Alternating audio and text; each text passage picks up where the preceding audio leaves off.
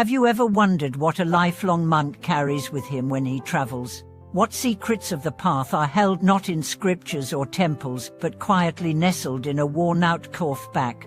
Could the contents of something as ordinary as a backpack reveal the extraordinary truths about the spiritual journey? Welcome back, dear friends. It's always a joy to meet you again here, where we journey inward to uncover the deep truths that often hide in plain sight. Today's story will take us not to the mountain tops, not to the grand halls of monasteries, but to something much humbler, a monk's backpack. Yet within that bag lies a universe of meaning.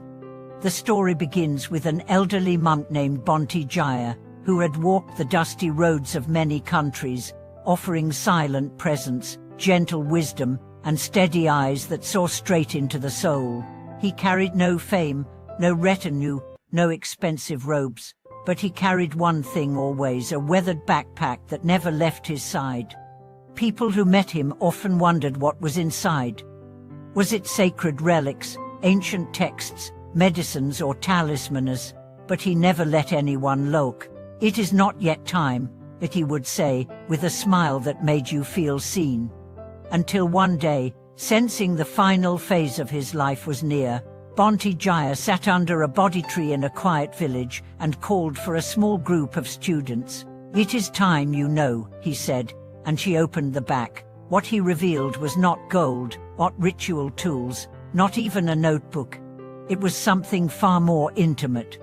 The first thing he pulled out was a faded photograph, a picture of him as a child, standing next to his mother in a rice field. "This," he said, "is my reminder of origin. Never forget your beginnings. The moment you forget where you came from, your compassion becomes theoretical." That simple photo carried layers of truth. In the spiritual path, we are often told to let go of the past, but Bhante Jaya showed that remembering it with love is a part of grounding. Enlightenment doesn't float above memory, it purifies it. The second item was a small mirror, cracked in the corner. "I use this every morning," he said, "not to check my appearance, but to remember that what I see is never the full truth. The face changes, the body ages, but the witness behind the eyes remains." What a teaching! In that mirror was the essence of non-attachment, the understanding that identity is fluid, impermanent, and that behind it all rests the timeless observer. We spend lifetimes building up who we think we are. But Bhante Jaya kept a broken mirror to remind himself that he is not the image, but the awareness of it. Next came a handful of dried rose petals, kept in a small silk pouch. "These," he whispered, "were from a funeral I once attended, a young woman who died saving her child. I carry them to remember that love is greater than fear." In those petals were lifetimes of wisdom. Too often, the spiritual path becomes cold, intellectual, or overly sterile. But here was a reminder that love, even in death, is what shapes the soul, that the scent of sacrifice lingers longer than words. Then, from a hidden compartment, he took out a tiny, folded paper with a single handwritten phrase, "If forgive faster." That's all it said. He looked into his students' eyes. "Every time I felt wronged, insulted, misunderstood, I read this note. Because bitterness blocks clarity. Forgiveness isn't a favor to the other, it's a doorway to freedom." How many of us carry heavy emotional bags while our physical ones are light? How often do we move through life carrying resentments that make even spiritual progress impossible? Bhante Jaya knew this. That's why "forgive faster" was one of his most sacred mantras. But the most unexpected item came last. A single, empty bowl. No inscriptions, no decorations. Just a clean, empty bowl. "This," he said, "is the heart of my practice. Every morning I look into it and ask, what am I truly hungry for today? Praise, comfort, certainty or truth? Stillness, God?" He paused. "And every night, empty it again. Because attachment to even the right thing becomes the wrong thing if it makes you rigid." That empty bowl spoke louder than any sermon. It taught impermanence, detachment, humility.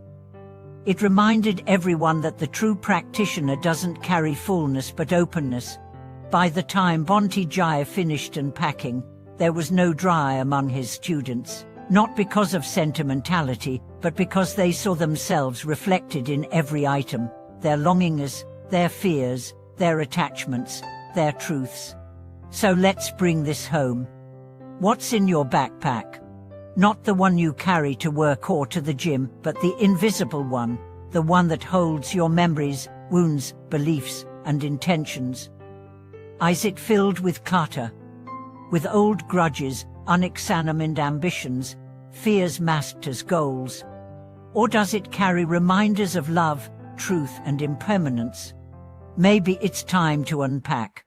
To sit quietly one evening and write down the 5 things that truly matter.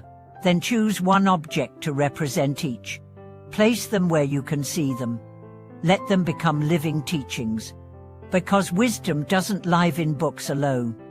It lives in how you tie your shoelaces, how you open your hands to the day, how you carry yourself through sorrow and celebration. Bhante Jaya's backpack wasn't magic, but the way he lived with it was. He walked not with burden, but with awareness. He didn't carry tools, he carried reminders. And those reminders kept him grounded, grateful, and quietly radiant until his very last breath.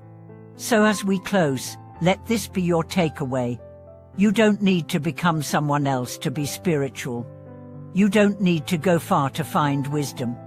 You just need to open your backpack and choose carefully what you carry forward. Thank you for watching this video. If this story touched your heart, please share it, leave a comment, and subscribe for more journeys like this. Until next time, walk lightly, carry meaning, and let your backpack reflect your soul.